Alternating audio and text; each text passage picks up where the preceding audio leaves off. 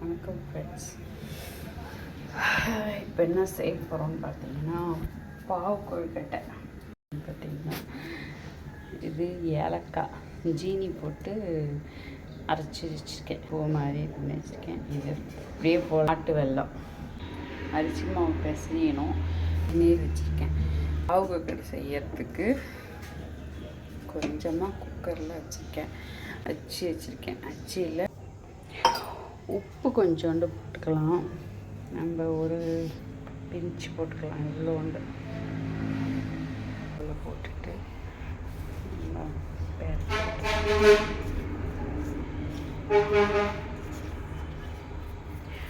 சூட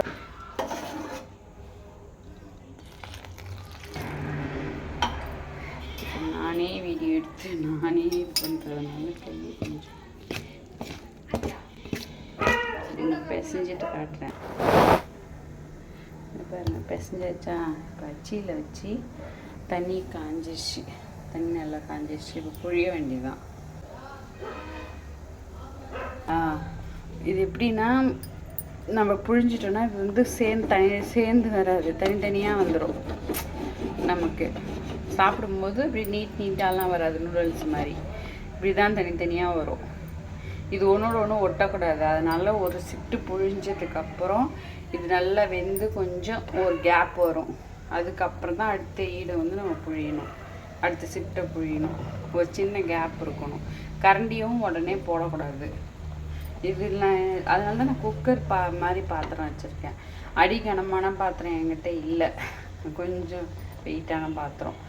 அதனால குக்கர் மாதிரி பாத்திரம் வச்சுருக்கேன். இப்போ ஒரு கொதி வந்ததுக்கப்புறம் நம்ம கரண்டியே ஏதோ போடலாம்.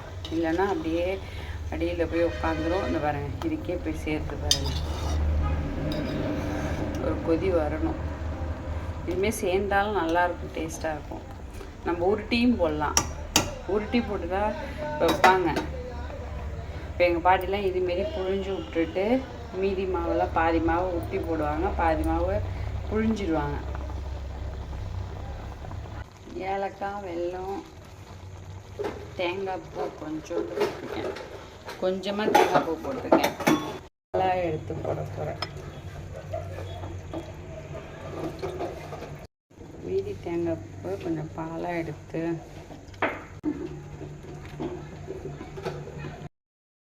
சூப்பராக ரெடி ஆயிடுச்சு. அவ்வளோதான். Okay done. ஸ்பூனை பார்த்தீங்களா? எவ்வளோ பெரிய ஸ்பூனு. வீட்டில் எத்தனை ஸ்பூன் வாங்கி வச்சாலும் தொலைச்சிடுறாங்க. தொலைச்சிட்டு இத்தினோடு தான் வருது ஸ்பூனு.